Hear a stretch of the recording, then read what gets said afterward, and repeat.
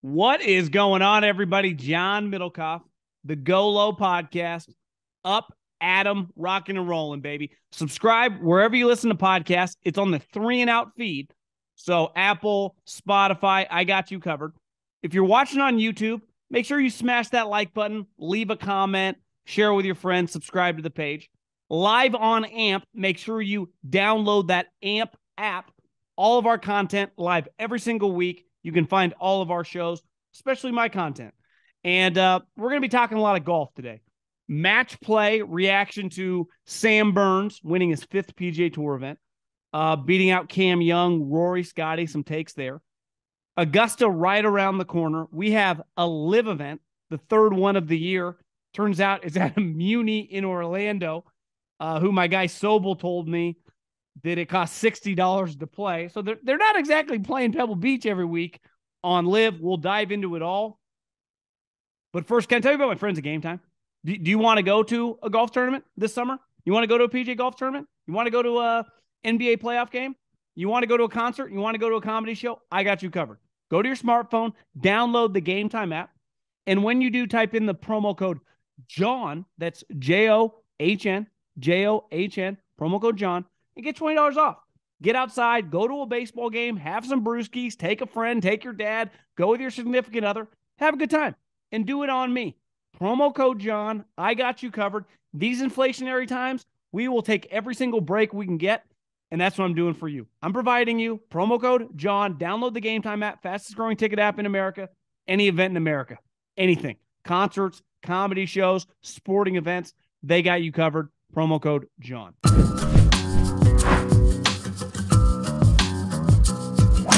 Okay, where do we need to start?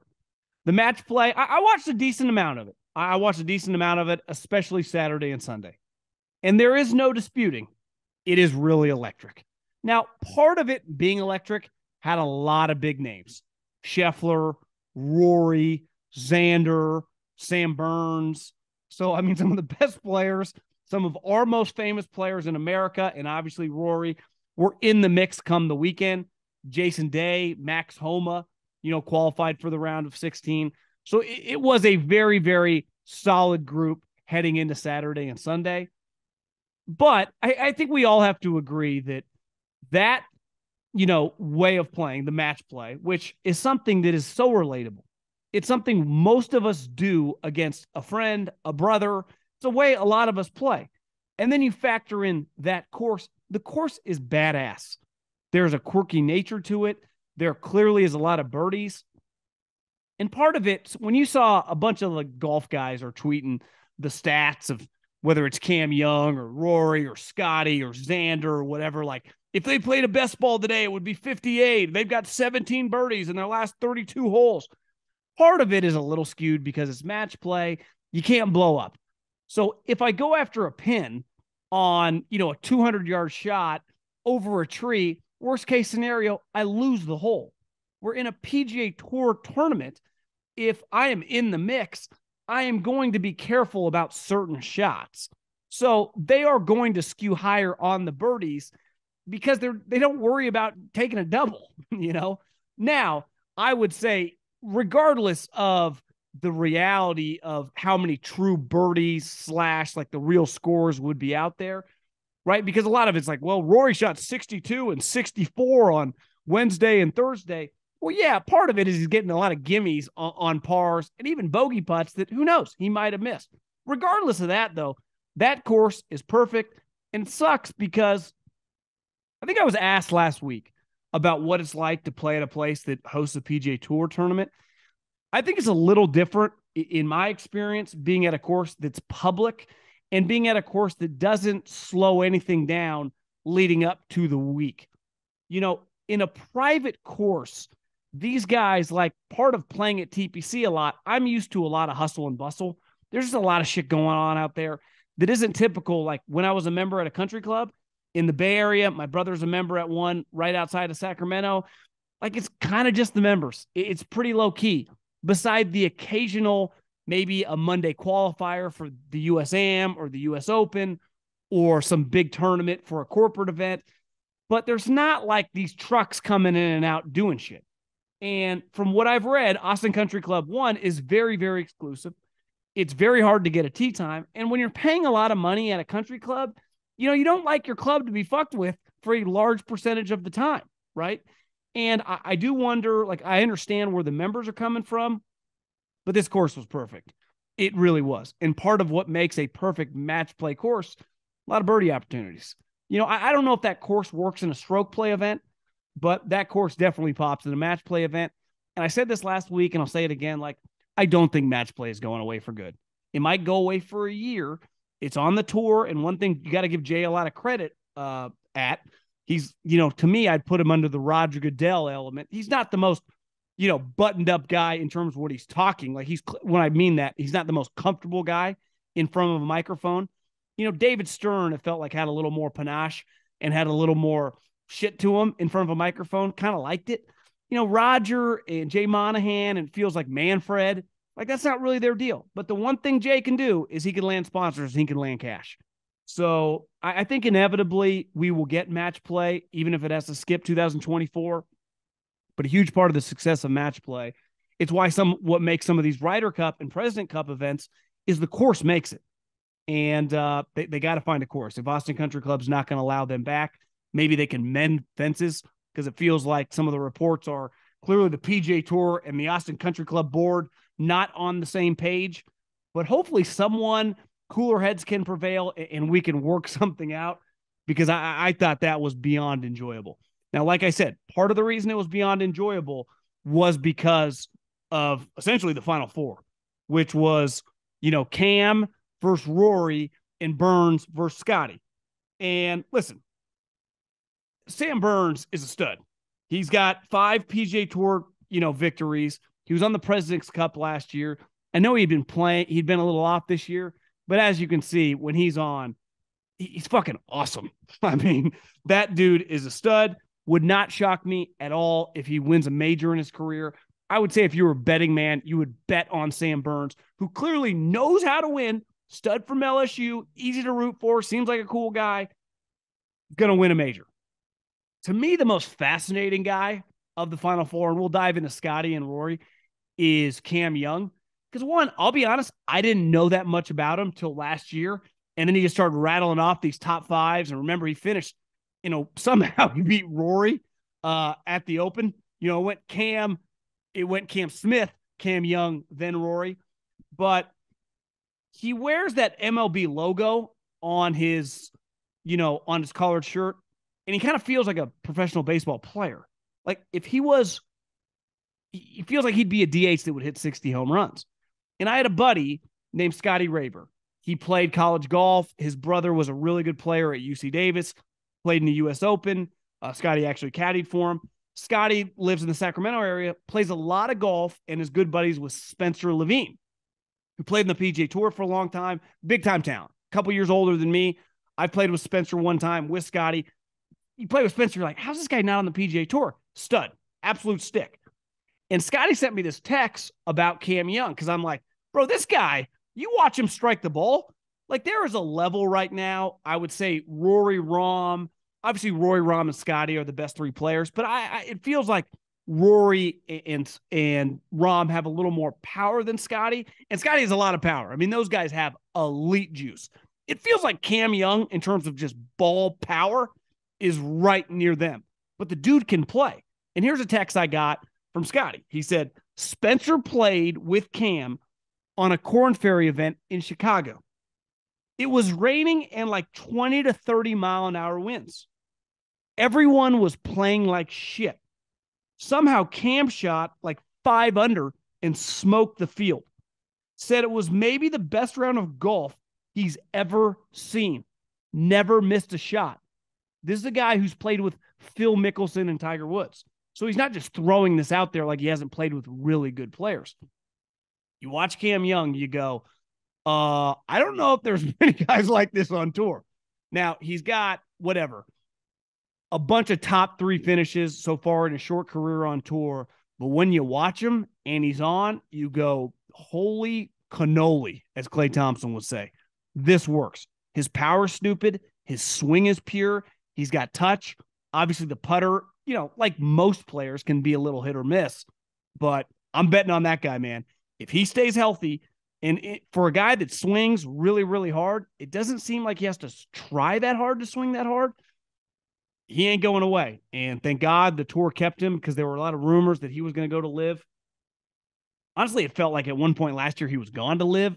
Maybe got talked back into, staying. Glad they did, because I really enjoy watching that guy play golf.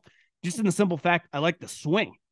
He like loads it at the top, and then it just feels like he's, I don't know, like Frank Thomas or something, just hitting bombs.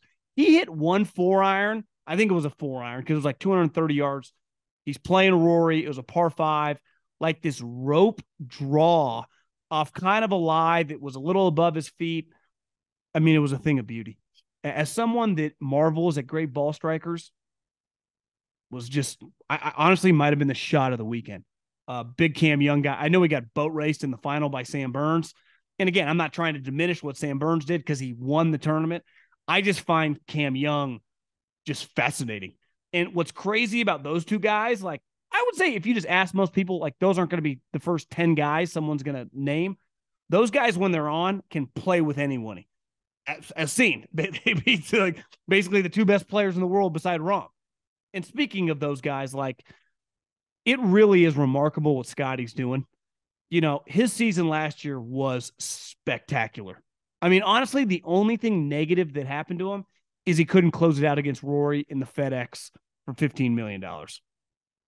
Maybe it was $20 million, whatever the amount of money was. That was like the only negative thing that happened to him. I think he still won like 5. Scottie Scheffler's 2022 season was incredible. It was incredible. Masters champ, right? He has come back this year and completely answered the bell. He repeated at the Waste Management. He easily could have repeated this weekend. I mean, honestly, he's like a lip out and a couple missed shots away from being the champion, of winning the match play, which it's so much different than a normal stroke play event, but you could see how gassed those guys were at the end. That's a very, very difficult event to win. And, a couple of weeks ago, was it the Arnold Palmer or Bay Hill? I think it was the Arnold Palmer. I think he finished T4, which is an event that he clearly won last year. I think he's the clear betting favorite heading into Augusta. He won it last year. He shows no signs of being any different this year. He's got it all. And he's just, it's really fun to watch his feet kind of move all over the place. And a guy I was getting a little worried about, who I might have placed a little wager after a couple cocktails on a Friday night to win Augusta, is Rory McIlroy. He changed his putter, which, like, I got news for you. As a guy that watches a lot of golf, I don't love my guys to have listen, I'm open for business if TaylorMade wants in. That spider putter, like, I like my guy to have a flat stick. So Rory bust back out the flat stick. What started happening? Started draining putts. Clearly was bitching and moaning about the driver, which sometimes you get frustrated. I might have played with someone in the golf business that was like, he knew right away. He regretted saying it. Emotions were running high, whatever. Makes a change. He hit a ball. He flew the ball 350 yards. On a 375-yard par 4, he had a 3-foot putt. I mean, when Rory is on, and he was just on last weekend, that guy can win the Masters. And right now, to me, like, I just have more faith in Scottie Scheffler and Rory headed into the Masters than Rahm. And maybe that's a little just out of sight, out of mind. He got the stomach flu at the Players. You haven't seen him. He didn't, he lost to Ricky. I watched some of that match on Thursday. He was just a little off. And again, his little off still looks pretty damn good. And in fairness, Ricky playing pretty good. But if I had to rank them going into the Masters, if I had to bet on one of the 3 favorites, and I already do have a wager, I would put Scottie at 1A, I would put Rory at 1B, and I would put Rahm at 2. But I think the PGA Tour has to be pretty fired up with the way their top guys are playing headed in this thing. And then you factor in the LIV guys who have this tournament in Orlando, which the thing with LIV is they don't have access to any of the sweet courses, right? Because none of those courses are going to fuck with them. I can just speak for all the West Coast courses, right? Pebble Beach, Olympic Club, Riviera, all the country clubs in LA, all the sweet courses in Arizona, obviously TPC, but Troon, Silverleaf, the Bob Parsons, Scottsdale Nash, none of them are going to mess with LIV. Now, I don't know if all those would be, a tournament level course, but all the sweet courses out west are not going to do business with them. So they're forced to play these second-rate courses like they're doing this week in Orlando, who I don't know anything about this course, but as Sobel told me, it costs like $60. Just the run-of-the-mill Muni. 18. So, 20% of the field of the Masters, because Augusta is just a smaller field, whatever. It's right now it's technically 88. I think it'll be 89, come Monday, once we get a winner this week in San Antonio. Like, it's a small field. So a ton of LIV guys not only qualified, obviously they have a lot of former Masters champions. I have no clue what to make of them, honestly. Besides, Bryson's terrible. But also they play a bunch of courses that aren't conducive to long hitters. They play kind of these. Mayakoba is much more of target golf. Just watching the tournament and just telling by the guys in the mix last week or a couple weeks ago in Tucson, same thing, which was stupid. I put any money on Bryson, but even Patrick Reed was terrible. So I have no clue. I know a lot of people, I would say, tend to be kind of confident of like Cam Smith.